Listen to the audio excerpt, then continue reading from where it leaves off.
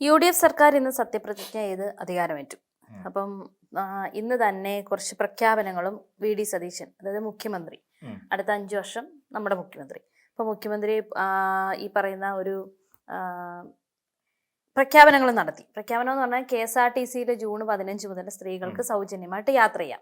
പിന്നെ വയോജനങ്ങൾക്ക് വേണ്ടി പ്രത്യേക ഒരു വകുപ്പ്, ആശമാർക്ക് ഓണറേറിയം 3000 രൂപയായി കൂട്ടിയിട്ടുണ്ട്. പിന്നെ അംഗനവാടി ജീവനക്കാർക്ക് 1000 രൂപ കൂട്ടി, പാചക തൊഴിലാളികളുടെ വേതനവും 1000 രൂപ കൂട്ടി, പ്രീ പ്രൈമറി ടീച്ചർമാർക്കും 1000 രൂപ കൂട്ടി. ഇങ്ങനെയാണ് ഇപ്പൊ വന്നിരിക്കുന്ന പ്രഖ്യാപനങ്ങൾ. തീർച്ചയായിട്ടും ഇത് പുതിയൊരു സർക്കാരിന്റെ പുതിയ തീരുമാനം എന്നുള്ള നിലയിൽ നമ്മൾ പരിഗണിക്കുമ്പോൾ തീർച്ചയായിട്ടും നമുക്ക് ആശാസ്യം എന്ന് പറയാൻ പറ്റുന്ന ഒരു കാര്യമാണ്. കാര്യം നമുക്ക് കൊള്ളാം, ഒരു ആശ്വാസകരമായ ഒരു പ്രഖ്യാപനമായി നമ്മൾ ഇതിനെ കണക്കാക്കാവുന്നേ ഉള്ളൂ. നമുക്ക് ഇതിലെ ഏറ്റവും പ്രധാനപ്പെട്ട ഒരു കാര്യം, നമ്മൾ ബസ്സിൽ KSRTC ബസ്സിൽ സൗജന്യ യാത്ര എന്ന് പറയുന്ന ഒരു ഓപ്ഷൻ ഇവിടെ സർക്കാർ മുന്നോട്ട് വയ്ക്കുന്നുണ്ട്. ഇപ്പൊ സർക്കാരായി, ഇതിനു മുമ്പ് വരെ കോൺഗ്രസ് ആയിരുന്നു. സർക്കാർ മുന്നോട്ട് വെക്കുന്ന ഒരു ആശയമാണ്. ജൂൺ മാസം 15 മുതൽ ഇത് ലഭിക്കും. ഇപ്പൊ നമ്മുടെ നാട്ടിലെ കുറെ മഹിളാ മോർച്ചക്കാർ ബമ്പം കോമഡിയൊക്കെ കാണിച്ചായിരുന്നു. മെയ് മാസം 15-ാം തീയതി നമ്മൾ മുട്ട കോമഡി ആയിരുന്നു. പിന്നെ സത്യപ്രതിജ്ഞ ചെയ്യാത്ത മുഖ്യമന്ത്രി രാജിവെക്കണമെന്ന് വരെ പറയുന്ന ഒരു അവസ്ഥയിലൊക്കെ മഹിളാ മോർച്ചയുടെ ആ ഒരു സമരപരിപാടി പോയത് നമ്മൾ വലിയ കോമഡി ആയിട്ട് തന്നെയാണ് കണ്ടത്. സർക്കാർ അധികാരം വെക്കുന്നതിന് മുമ്പ് തന്നെ എങ്ങനെയാണ് ഈ പദ്ധതി നടപ്പിലാക്കുന്നത് എന്നുള്ളതിനെ കുറിച്ച് എല്ലാവർക്കും ആശങ്കയുള്ള സമയം കൂടിയായിരുന്നു. അപ്പോൾ എന്നിട്ട് ചോദിക്കുന്നൊരു ചോദ്യം, ഞങ്ങളോട് പറഞ്ഞ് ഞങ്ങൾ എന്തെങ്കിലും ചെയ്തിട്ടാണോ മുഖ്യമന്ത്രി തെരഞ്ഞെടുക്കാത്തത് എന്ന് ചോദിക്കുന്ന മണ്ടൻ ചോദ്യമായി പോയി. അതൊരിക്കലും ഗുണകരമായ അല്ലെങ്കിൽ മഹിളാ മോർച്ചയുടെ വില കളഞ്ഞ ഒരു സംഭവമായി പോയി. അവരൊക്കെ സർക്കാർ അധികാരത്തിൽ കയറിയതിനു ശേഷം വേണമായിരുന്നു ആ സമരമുറകളൊക്കെ. അവിടെ ഈ സതീശനെടുത്തിരിക്കുന്ന ഈ പറയുന്ന ഇതിന്റെ, അതായത് വനിതകൾക്കുള്ള സൗജന്യ ബസ് യാത്ര, KSRTC ബസ് യാത്ര കേൾക്കുമ്പോൾ നമുക്ക് വലിയ രീതിയിൽ കൈയടിക്കാം എന്ന് നമുക്ക് വിചാരിക്കാം. നല്ല രീതിയിൽ കൈയടിച്ചു കൊടുക്കേണ്ട ഒരു വലിയ പ്രഖ്യാപനം തന്നെയാണ്. നമ്മൾ ഇന്ന് പരിശോധിക്കുമ്പോൾ സ്ത്രീകൾക്ക്, എല്ലാ സ്ത്രീകൾക്കും സൗജന്യത്തിന് അർഹരാണോ എന്നൊരു ചോദ്യം നമ്മുടെ മുന്നിലുണ്ട് എപ്പോഴും. ഇപ്പൊ നമുക്കറിയാം, കോവിഡിന് എനിക്ക് തോന്നുന്നു 3-4 വർഷമായിട്ടുണ്ടാവും തോന്നുന്നു നമ്മുടെ സംസ്ഥാനത്ത് ബസ് ചാർജ് വർദ്ധിപ്പിച്ചിട്ടെന്ന് എനിക്ക് തോന്നുന്നു. അത്രയും കാലമായി എന്നാണ് എൻ്റെ ഒരു അറിവ്. അപ്പോൾ ഇത്രയും ബസ് ചാർജ് വർദ്ധിപ്പിച്ചിട്ട് ഇത്രയും കാലമായ സാഹചര്യമുണ്ട്. തന്നെയല്ല, നമുക്കറിയാവുന്ന പോലെ ഡീസലിനും പെട്രോളിന്റെയും വില ഈ കഴിഞ്ഞ ഇലക്ഷന് ശേഷം ഒരു 3 രൂപ വെച്ച് വർദ്ധിക്കുകയും ചെയ്തു. ഇതൊക്കെ KSRTCയെ ബാധിക്കുന്ന കാര്യമാണ്. ഇതെല്ലാം KSRTCയും കൂടെ ബാധിക്കും. അപ്പോൾ അങ്ങനെ വരുന്ന സമയത്ത് സർക്കാരിന് ഇത് എത്ര കോടി രൂപ അധിക ബാധ്യത ഉണ്ടാകും എന്നുള്ളതിനെ കുറിച്ചും ആലോചിക്കണം. ഇപ്പൊ കഴിഞ്ഞ ദിവസത്തെ ഒരു കണക്ക് പ്രകാരം കഴിഞ്ഞ ദിവസം ഈ 3 രൂപ പെട്രോൾ ഡീസൽ എന്നുള്ളതിന് വർധന ഉണ്ടാകുമ്പോൾ സംസ്ഥാന സർക്കാരിന് ഏകദേശം 400 ചില്ലുവാനും കോടി രൂപ അധിക വരുമാനമായി വരും എന്നാണ് പറയപ്പെടുന്നത്. അതിന്റെ യഥാർത്ഥമായ കണക്കുകളെ കുറിച്ച് അറിയില്ലെങ്കിലും എറൗണ്ട് അത്രയും കോടി രൂപ സംസ്ഥാന ഖജനാവിലേക്ക് എത്തും എന്ന് പറയപ്പെടുന്നുണ്ട്. അപ്പം ഇതുമൂലം KSRTCക്ക് എങ്ങനെ ഒരു നഷ്ടം ഇതിനെ മെയിൻറ്റെയിൻ ചെയ്യണം എന്നുള്ള, ഡീസല്, സ്പെയർ പാർട്സുകൾ, ടയറുകൾ, അങ്ങനെ തുടങ്ങി നിരവധി സാധനങ്ങളുണ്ട്, തൊഴിലാളികളുടെ ശമ്പളം തുടങ്ങിയൊക്കെ ഉണ്ട്. ഇതില് എല്ലാ സ്ത്രീകളും എന്നതിന് പകരമായി ഒരു ചെറിയ ഒരു അഡ്ജസ്റ്റ്മെന്റ് ഒക്കെ വരുത്താമായിരുന്നു. കാര്യം അവിടെ എല്ലാ സ്ത്രീകൾക്കും പകരമായി സെലക്റ്റഡ് ആയിട്ടുള്ള, മീൻസ് ഇപ്പം BPL ഇപ്പം എല്ലാവർക്കും കൊടുക്കാം. BPL APL ഭേദമില്ലാതെ എല്ലാവർക്കും ഈ പറയുന്ന ബസ്സിൽ യാത്ര ചെയ്യാൻ കഴിയും, സൗജന്യമായി യാത്ര ചെയ്യാൻ കഴിയും എന്ന് പറയുന്ന ഒരു സാധനമുണ്ട്. അതിന് പകരമായി അതിനൊരു ക്രൈറ്റീരിയ വെക്കുക.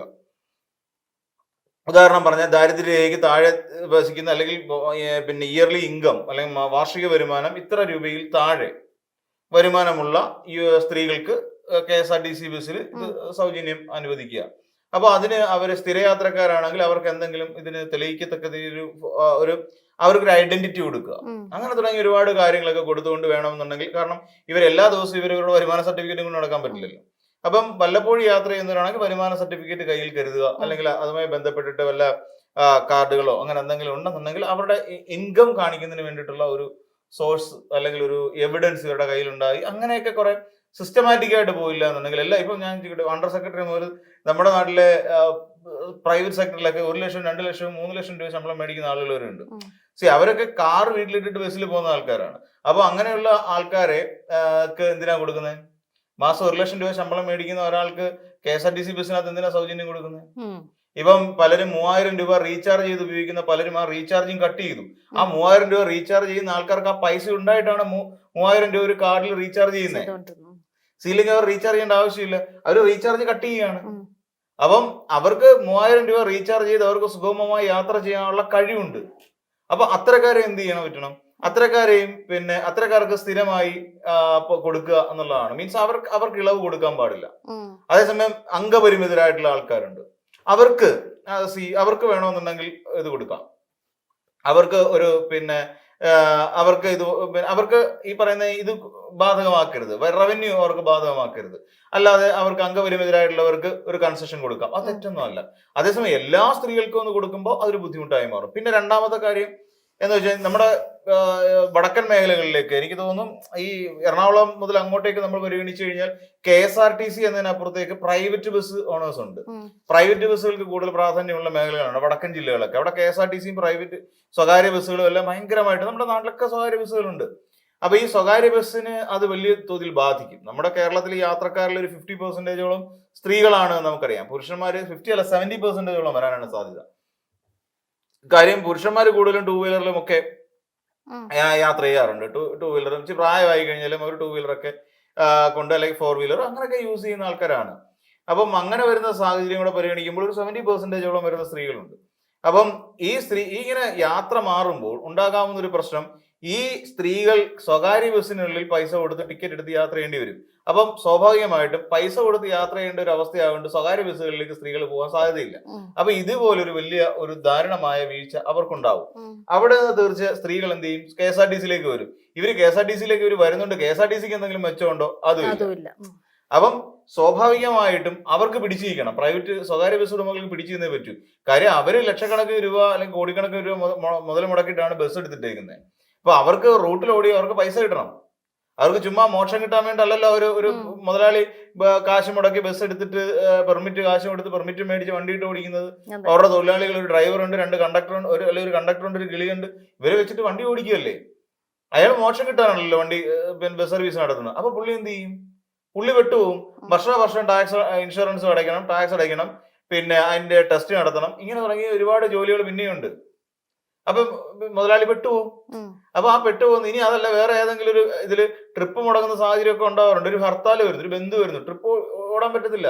ഇൻ കേസ് വണ്ടി എടുത്ത് റോഡിലോട്ട് ഇറങ്ങുമ്പോൾ ഏവനെങ്കിലും വണ്ടിയുടെ ചില്ലടിച്ച് പൊട്ടിക്കുന്നു. അതിന്റെ ചെലവ് വേറെ, ഇതിന്റെ സ്പെയർ പാർട്സ്, അതിന്റെ പണി എല്ലാം കൂടെ ചേർത്തൊരു പ്രൈവറ്റ് ബസ് ഓണറെ സംബന്ധിച്ചിടത്തോളം ഇതൊരു തലവേദന പിടിച്ച പണിയാണ്. പല ഓണേഴ്സും പറയുന്നതൊക്കെ ഇതൊരു വലിയ തലവേദന പിടിച്ച പണിയാണ്. ഇതിന്റെ കൂടെ മത്സര ഓട്ടം, ഇത് ചിലവന്മാർ വന്ന് ഗ്ലാസ് തല്ലി പൊട്ടിക്കും. ഇതൊക്കെ ഇതിന്റെ ഇടയിൽ ഉണ്ടാകുന്ന ചിലപ്പോൾ ആക്സിഡന്റ് ഉണ്ടാവും. അത് ഇൻഷുറൻസ് ക്ലെയിം ചെയ്ത് പോകുമെങ്കിൽ തന്നെയും ഇതെല്ലാം പണിയാൻ കയറ്റുന്ന സമയം അത്രയും ദിവസത്തെ ട്രിപ്പ് പൈസ നഷ്ടമല്ലേ. അപ്പം ഇങ്ങനെ തുടങ്ങി ഒരുപാട് പണികളാണ് ഒരു സ്വകാര്യ ബസ് ഉടമ അനുഭവിച്ചുകൊണ്ടിരിക്കുന്നത്. സ്വാഭാവികമായിട്ടും ഈ രീതിയിൽ നഷ്ടം ഉണ്ടാകുമ്പോൾ അവർക്ക് ഒന്നിൽ ബസ് കൊടുത്തൊഴിവാക്കുക എന്നുള്ളത്, തലേന്ന് കൊടുത്തൊഴിവാക്കുക എന്ന് മാത്രമേ ഉള്ളൂ ഒരു ബസ് ഉടമയെ സംബന്ധിച്ച്. അതിന് കോമ്പൻസേറ്റ് ചെയ്യാൻ വേണ്ടി ഇവരെന്ത് ചെയ്യും? സ്വാഭാവികമായിട്ടും ഇവർക്ക് ബസ് ചാർജ് വർധനവിന് അവർ ആവശ്യപ്പെടും. ബസ് ചാർജ് വർധനവിന് ആവശ്യപ്പെട്ടിട്ട് അവർ പണിമുടക്കിലേക്ക് പോകും, സമരപരിപാടികൾ നടത്തും. അപ്പൊ സ്വാഭാവികമായിട്ടും ബസ് ചാർജ് വർധനവ് എന്ന് പറയുന്ന ഒരു കാര്യത്തിലേക്ക് സർക്കാർ എടുത്ത് ചാടേണ്ടി വരും. തന്നെയുമല്ല, KSRTCക്ക് ഇതുവരെ കിട്ടിക്കൊണ്ടിരിക്കുന്ന വരുമാനത്തിൽ ഏകദേശം 90 കോടിയുടെ നഷ്ടം സംസ്ഥാന സർക്കാരിന് പ്രതിവർഷം അല്ലെങ്കിൽ KSRTCക്ക് ഉണ്ടാകാൻ പോവാ. ഈ 90 കോടി മെയിൻറ്റെയിൻ ചെയ്യണം. ഇതിന് 90 കോടിക്ക് എന്ത് ചെയ്യേണ്ടി വരും? ഈ 90 കോടി മെയിൻറ്റെയിൻ ചെയ്യാന്ന് പറഞ്ഞാൽ വലിയ പ്രശ്നമാണ്. ഒരു വർഷം കഴിയുമ്പോൾ 90 എന്നുള്ളത് ചിലപ്പോൾ 100 കോടി വരെ എത്തും. 100 കോടി പിന്നെ ഈ സബ്സിഡി സംസ്ഥാന സർക്കാർ KSRTCക്ക് കൊടുത്ത് പ്രശ്നം സോൾവ് ചെയ്യണം. തൊഴിലാളികൾക്ക് ശമ്പളം കൊടുക്കണ്ടേ, പിന്നെ റിട്ടയർ ആയവർക്ക് പെൻഷൻ കൊടുക്കണ്ടേ, പിന്നെ അതോടൊപ്പം സ്പെയർ പാർട്സ് വാങ്ങണ്ടേ, പെയിന്റ് വാങ്ങണ്ടേ, ഓരോ സാധനങ്ങളും പിന്നെ എല്ലാം കൃത്യമായി കൊണ്ടു നടക്കുക വേണം. ഇപ്പൊ ടിക്കറ്റ് മെഷീൻ വരെ പിന്നെ അറേഞ്ച് ചെയ്യേണ്ട സിറ്റുവേഷൻ അല്ലേ. അപ്പൊ ഇതിനൊക്കെ പൈസ വിടുന്നു. അപ്പൊ അങ്ങനെ ഒരു വലിയ ഒരു ക്രൈസിസിലേക്ക് പോകാനുള്ള സാധ്യതയുണ്ട്. അപ്പൊ അതുകൊണ്ട് ചില കാര്യങ്ങളിലൊക്കെ അത് നല്ല ഇത് ചെയ്യേണ്ടി വരും. പിന്നെ ആശമാരുടെ കാര്യം 3000 രൂപ വർധനവ് എന്നൊക്കെ പറയല്ലേ. 21 ആക്കുമെന്നായിരുന്നു അവരുടെ ഒരു പ്രഖ്യാപനം. ശരി, ഇനി സമയമുണ്ട്. ഇതിപ്പോ തുടക്കത്തിൽ ഉണ്ടായ ഒരു പ്രഖ്യാപനമല്ലേ. ഇനി ജൂൺ മാസത്തിൽ ഫസ്റ്റ് ബജറ്റ് വരാൻ പോകുന്നു. അപ്പൊ ബജറ്റിൽ ഒരുപക്ഷെ ആശമാർക്ക് 21,000 എന്ന് പറയുന്ന ഒരു നിലയിലേക്ക് അവരെ എത്തിക്കുമായിരിക്കും. ശരി, അപ്പം ഈ ആശ എന്ന് പറയുന്ന ഒരു സാധനം ശരിക്കും പറഞ്ഞാൽ കേരളത്തിന്റെ പ്രോജക്റ്റ് അല്ല. ഇതൊരു കേന്ദ്രീകൃത പദ്ധതിയാണ്, ഒരു കേന്ദ്രവൽകൃത പദ്ധതിയാണ്. ശരിക്കും കേന്ദ്രം ആവിഷ്കരിച്ച ഒന്നാണ്. കേന്ദ്രം ആവിഷ്കരിച്ച പദ്ധതി ആയതുകൊണ്ട് തന്നെ കേന്ദ്രത്തിന്റെ മുകളിൽ ഇതിനൊരു ബാധ്യതയുണ്ട്. കേന്ദ്ര സർക്കാരിനായിരിക്കണം ഇത് ഓണറേറിയം പോലെയുള്ള അവരുടെ വേതനം എന്നുള്ളത് പ്രഖ്യാപിക്കാനുള്ള അവകാശം. തന്നെയുമല്ല ഇവര് ലേബർ കോഡ് ഓഫ് കോണ്ടാക്ടിൽ, അതായത് ഇവര് തൊഴിലാളികളായി പ്രഖ്യാപിക്കുക എന്ന് പറയുന്ന ഒരു അവസ്ഥയിലേക്ക്, ഇതിപ്പോ ശരിക്കും വോളണ്ടിയേഴ്സ് എന്നുള്ള നിലയിലാണ് ഇവരെ ആശമാരെ പരിഗണിച്ചിരിക്കുന്നത്. അപ്പൊ അവർക്ക് ഓണറേറിയ കൊടുക്കുന്നത്. അപ്പൊ ഇവരെ ശരിക്കും തൊഴിലാളികളായി പരിഗണിക്കുന്ന തരത്തിലേക്ക് ഇതുകൊണ്ട് എത്തിക്കാനുള്ള കേന്ദ്ര സർക്കാരിൽ സമ്മർദ്ദം ചെലുത്തിക്കൊണ്ട് അതിൽ ഭേദഗതി വരുത്തി അവരെ തൊഴിലാളികളായി കഴിഞ്ഞാൽ അവർക്ക് മിനിമം വേതനം ഉറപ്പാക്കാൻ പറ്റും. ഇന്ന് സർക്കാർ തലത്തിൽ അവർ മേടിക്കുന്ന മിനിമം വേതനം എന്നുള്ള നിലയിലേക്ക് കൊണ്ട് എത്തിക്കാൻ പറ്റും. അതിന് നീക്കം നടത്തണം. ഇപ്പൊ തന്നെ 21,000 വർദ്ധിപ്പിക്കും എന്ന് പറഞ്ഞിട്ട് ഇപ്പൊ 3,000 രൂപ 9,000 കഴിഞ്ഞ സർക്കാർ ആയത് ഒക്ടോബറിൽ 1,000 കൂട്ടി, പിന്നെ അതിനുശേഷം 2,000 കൂട്ടി. കഴിഞ്ഞ സർക്കാരും 3,000 രൂപ അവർക്ക് വർദ്ധിപ്പിച്ചു. അങ്ങനെ 12,000 രൂപ എന്ന നിലയിലാണ് ഇപ്പൊ നിൽക്കുന്നത്. 9,000 എത്തി, അവിടെ നിന്ന് ഇപ്പൊ 3 കൂടെ കൂട്ടി 12,000 എന്ന് പറയുന്ന ഒരു കണക്കിലാണ് ഇപ്പൊ നിലവിൽ നിൽക്കുന്നത്. ഇനി 9,000 രൂപ കൂടെ കൂട്ടിയാലേ അവർക്ക് 21,000 രൂപ എന്ന് പറയുന്ന ഒന്നിലേക്ക് അവർക്ക് എത്തിപ്പെടാൻ പറ്റുള്ളൂ. ഈ 9,000 രൂപ എപ്പോ കൂട്ടും? അത് കൂട്ടിയാൽ മാത്രമല്ല 21,000 എന്ന് പറയുന്ന കണക്കിലേക്ക് എത്തുള്ളൂ. അപ്പൊ അത് കൂട്ടുന്നതുമായി ബന്ധപ്പെട്ടുകൊണ്ട് നിലവിൽ പ്രതിസന്ധി നിലനിൽക്കുന്നുണ്ട്. അത് പിന്നെ ഇനി ധവളപത്രം ഇറക്കുന്നുണ്ട്. അതായത് സർക്കാരിന് എത്രയാണ് ബാധ്യത, എത്രത്തോളം സർക്കാർ മുങ്ങി നിൽക്കുകയാണ് എന്നുള്ളത് സംബന്ധിച്ച് ധവളപത്രം ഇറക്കുകയാണ്. അപ്പൊ ധവളപത്രം ഇറക്കി കഴിയുമ്പോൾ കാര്യങ്ങൾ മനസ്സിലാക്കാൻ സാധിക്കും. അപ്പൊ അങ്ങനെ ധവളപത്രമൊക്കെ ഇറക്കി ഇനിയും അവർക്ക് ആശമാർക്ക് കൂട്ടുന്നിടത്ത് ഇവിടെ സർക്കാർ ചെയ്യേണ്ടിയിരിക്കുന്നത് എന്താണ്? ഇങ്ങനെ കൂടുതൽ ആക്കി ഇങ്ങനെ മുന്നോട്ട് കൊണ്ടുപോകാതെ കേന്ദ്രവുമായി ഇടപെട്ടുകൊണ്ട് ഇവരെ തൊഴിലാളികളായി പരിഗണിക്കുക, അംഗീകരിക്കുക എന്ന് പറയുന്ന രീതിയിലേക്ക് കൊണ്ട് ഇവർക്ക് മിനിമം വേജസ് ഉറപ്പാക്കി കൊടുക്കുക എന്നൊരു സംവിധാനത്തിലേക്ക് പോകണ്ടേ? കാര്യം ആശമാരുടെ സമരത്തിന് മുന്നിൽ നിന്ന കോൺഗ്രസ്സുകാരാണ്, പ്രതിപക്ഷമാണ്, BJP ആണ്. അപ്പൊ ഇത് വിചാരിച്ച് നടക്കുമല്ലോ. ഇവർ രണ്ടുപേരുടെ സംയോജിതമായിട്ടുള്ള ആശമാർ മിനി ചേച്ചി അവിടെ നടത്തിയ സമരത്തിന് അവർ പിന്തുണ പ്രഖ്യാപിച്ചത്. അപ്പൊ അതും ശരിക്കും പറയാം SUCയുടെ സമരമായിരുന്നു. അത് വേറൊരു കാര്യം. അപ്പൊ ഇങ്ങനെ തുടങ്ങിയ പദ്ധതികൾ അതിലൊക്കെ കുറച്ചൊക്കെ സർക്കാർ മുന്നോട്ട് നോക്കേണ്ട കാര്യങ്ങളുണ്ട്. പിന്നെ വയോജനങ്ങളെ സംരക്ഷിക്കാൻ വളരെ നല്ല കാര്യമാണ്. അതുമായി ബന്ധപ്പെട്ടുകൊണ്ട് അത് കുറച്ചുകൂടെ ഒക്കെ ഡീറ്റെയിൽ ആയിട്ട് പോയെങ്കിൽ മാത്രമേ അതിനകത്ത് എന്തൊക്കെയാണ് ഇനിയും വരുത്തേണ്ടത്, അവർക്ക് ഇനിയും പകൽ വീടുകൾ പോലെയുള്ള സംവിധാനങ്ങളുണ്ടോ, അങ്ങനെയാണെങ്കിൽ ഓരോ എന്താ പറയാ തദ്ദേശ സ്വയംഭരണ സ്ഥാപനങ്ങൾ അടിസ്ഥാനപ്പെടുത്തിയോ അല്ലെങ്കിൽ ബ്ലോക്കുകൾ അടിസ്ഥാനപ്പെടുത്തിയോ പഞ്ചായത്തുകൾ അടിസ്ഥാനപ്പെടുത്തിയോ ഒക്കെ ഈ രീതിയിൽ അവർക്കൊരു പകൽ വീട് പോലെയുള്ള സംവിധാനങ്ങൾ ഒരുക്കുകയും അതോടൊപ്പം തന്നെ അവിടെ ഈ പറയുന്ന പോലെ MSW അതുപോലുള്ള സോഷ്യൽ വർക്ക് പഠിച്ചിട്ടുള്ള കുട്ടികൾക്ക് അവിടെ ഒരു ജോബ് ഓപ്പർച്യൂണിറ്റീസ് തുറന്നു കൊടുക്കുന്നതിന് ആവശ്യമായ കാര്യങ്ങൾ കൂടി അവിടെ കൊണ്ടുവന്നു കഴിഞ്ഞാൽ അതിന് തദ്ദേശ സ്വയംഭരണ വകുപ്പുമായിട്ട് ചേർന്നിട്ടുള്ള നടപടിക്രമങ്ങളൊക്കെ ആയിട്ട് പോയി കഴിഞ്ഞാൽ ഒരുപക്ഷെ ഇപ്പം വീട്ടില് നോക്കാൻ ആരുമില്ല, അമ്മ മാത്രമല്ല അച്ഛൻ മാത്രം വീട്ടിലുണ്ട്. അപ്പം നോക്കാനും കാണാനും പകൽ സമയത്തല്ല രണ്ടുപേരും ജോലിക്ക് പോകുന്ന ആൾക്കാരായിരിക്കും വീട്ടില്. അപ്പം അവരെ ഒന്ന് നോക്കാൻ വേണ്ടിയിട്ട് ഇവരുടെ വണ്ടിയിൽ ഈ പറഞ്ഞ അച്ഛനെയോ അമ്മയോ ഈ പറഞ്ഞ പകൽ വീട്ടിൽ കൊണ്ടുപോയി നോക്കാം. അപ്പൊ അവർക്ക് വേണ്ട മെഡിസിൻസ് കഴിക്കേണ്ട 3 നേരത്തെ മെഡിസിൻസ് ഏതൊക്കെയാന്ന് വെച്ചാൽ അതും ഉൾപ്പെടെ അവർക്ക് കൊടുത്ത് ഒന്നുകിൽ അത് ഏതെങ്കിലും ഒരു നിശ്ചിത തുക ഈടാക്കിക്കൊണ്ട് ചെയ്യാം. ഇല്ല എന്നുണ്ടെങ്കിൽ അതും വലിയ തുകയാണെന്നുണ്ടെങ്കിൽ ആൾക്കാർ പ്രൈവറ്റ് ആയിട്ട് പോകും. അത് ഒട്ടുമിക്ക ചില രാജ്യങ്ങളിൽ ഉണ്ടെന്നേ. ഇത് ജപ്പാന്, അമേരിക്ക തുടങ്ങിയ രാജ്യങ്ങളിലൊക്കെ ഈ സാധനമുണ്ട്. അപ്പം ഇങ്ങനെ കൊണ്ടുവന്ന് നിർത്തിക്കൊണ്ട് പോകുന്ന ഒരു നല്ല സംവിധാനമാണ്. രോഗികളായിട്ടുള്ള അവർക്ക് മെഡിസിൻ കഴിക്കേണ്ട രോഗികളായിട്ടുള്ള ആൾക്കാരാണെങ്കിൽ അവിടെ കൊണ്ടുവന്നാക്കുക, വൈകിട്ട് തിരിച്ച് വിളിച്ച് അവർ വീട്ടിലേക്ക് പോകുന്ന വഴിക്ക് തിരിച്ച് വിളിച്ച് നമ്മൾ വൃദ്ധസാധനങ്ങൾ കുറേയൊക്കെ ഒഴിവാക്കാൻ പറ്റും. വൃദ്ധസാധനങ്ങളെ നമുക്ക് ഒഴിവാക്കിക്കൊണ്ട് പകൽ വീടുകളിലേക്ക് കാര്യങ്ങൾ കൊണ്ടെത്തിക്കാൻ പറ്റും. അത് നല്ലൊരു ആശയമാണ്. അതിന് വകുപ്പ് തുടങ്ങി തന്നെ അതൊരു എന്താ പറയാ ശ്ലാഘിക്കപ്പെടേണ്ട കാര്യം തന്നെയാണ്. പക്ഷെ പിണറായി വിജയൻ ഇതുമായി ബന്ധപ്പെട്ട് നിയമം ഉണ്ടാക്കി വെച്ചിട്ടുണ്ടായിരുന്നു. കഴിഞ്ഞ 2025 ഇതുമായി ബന്ധപ്പെട്ടോ എനിക്കൊന്ന് ഒക്ടോബർ ഡിസംബർ ആ സമയത്ത് എപ്പോഴോ അതുമായിട്ട് ബന്ധപ്പെട്ടൊരു നിയമം ഉണ്ടാക്കി വെച്ചിരുന്ന ഒരു സാഹചര്യം കൂടി നമ്മുടെ കേരളത്തിലുണ്ട്. അപ്പം ഇത് നല്ല നിയമമായിട്ട് തോന്നുന്നു. പക്ഷെ അതിനും ഈ പറയുന്ന പോലെ കാര്യങ്ങൾ മെയിൻറ്റെയിൻ ചെയ്തുകൊണ്ട് പോകാൻ സാധിക്കണം. ഇപ്പം ഒരു ആരംഭശൂരത്വം എന്നുള്ള നിലയിൽ നിന്നുകൊണ്ട് ഇതൊക്കെ തുടങ്ങി വെക്കുകയും പിന്നീട് ഇത് മുന്നോട്ട് കൊണ്ടുപോകാൻ കഴിയാത്തൊരു അവസ്ഥയിലേക്ക് എത്തുകയും ചെയ്ത് കഴിഞ്ഞിട്ടുണ്ടല്ലോ. പാവപ്പെട്ട മനുഷ്യരാണ്, പാവപ്പെട്ട പ്രായമുള്ള ആൾക്കാരാ, വൃദ്ധരാണ്. ഇത് തുടങ്ങി വെച്ച് കഴിഞ്ഞിട്ട് ഇത് കാര്യങ്ങൾ മെയിൻറ്റെയിൻ ചെയ്യാൻ പറ്റുന്നില്ലെന്ന് ആലോചിച്ച് കാര്യങ്ങൾ കൈവിട്ടു പോകും. ഇവരെ പിന്നെ ആരേറ്റെടുക്കും? അല്ല ഇവരുടെ കാര്യം എന്താവും? ഇവർക്ക് ഇപ്പൊ പൊരുത്തപ്പെട്ട് പോകും. അച്ഛനെയും അമ്മയല്ലേ, അവർക്ക് കൊണ്ടുവന്ന് വൃദ്ധസാന്നിധ്യത്തിൽ തള്ളുന്നതിനെക്കാട്ടി നല്ല പകൽ വീട്ടിൽ കൊണ്ടുവന്ന് നിർത്തുക. പകൽ വീട്ടിൽ കൊണ്ട് നിർത്തി കഴിഞ്ഞാൽ അവർക്ക് ആഹാരം ഉൾപ്പെടെ അവർക്ക് കിട്ടും. ഒരു നിശ്ചിത തുക ഇവരുടെ കയ്യിൽ ഈടാക്കിയാൽ മതി. ഈ രീതി നല്ല രീതിയാണ്. പക്ഷെ കൃത്യമായി ഇത് ഓടിക്കാൻ കഴിഞ്ഞില്ല എന്നുണ്ടെങ്കിൽ സംഭവം കയ്യിൽ നിന്ന് പാളും. അതാണ് വേറൊരു പ്രതിസന്ധി ഇതിനകത്ത് വരാനുള്ളത്. ബാക്കി എല്ലാം കൊണ്ട് നമ്മൾ അവരുടെ 1000 രൂപ വർദ്ധിപ്പിച്ചതും അതെല്ലാം നമ്മൾ പരിഗണിക്കുമ്പോൾ തുടക്കം എന്നുള്ള നിലയിൽ നിന്നുകൊണ്ട് ഈ പറയുന്ന പുതിയ മുഖ്യമന്ത്രിയുടെ VD സതീശൻ മുഖ്യമന്ത്രിയുടെ ഒരു തീരുമാനങ്ങളൊക്കെ എന്തായിരുന്നില്ലേ, പുതിയ മന്ത്രിസഭയുടെ തീരുമാനങ്ങളൊക്കെ എന്തായാലും സ്വാഗതാർഹം തന്നെയാണ് എന്ന്. അല്ലറ ചില്ലറ മാറ്റങ്ങളൊക്കെ അവിടെ ഇവിടെയൊക്കെ വരുത്തേണ്ടതുണ്ട്. അങ്ങനെയാണെങ്കിൽ സർക്കാർ മുന്നോട്ട് പോകും. പക്ഷെ അപ്പോഴും നമ്മുടെ മുന്നിൽ ചില ആശങ്കകൾ ഇപ്പോഴും ഉണ്ട്. ആ ആശങ്കകൾ ദൂരീകരിക്കാൻ KC വേണുഗോപാലിനെ പോലുള്ള അദ്ദേഹത്തിനോടൊപ്പം നിൽക്കുന്ന ചില മന്ത്രിമാർ കൂടി വിചാരിക്കണമെന്ന് മാത്രം.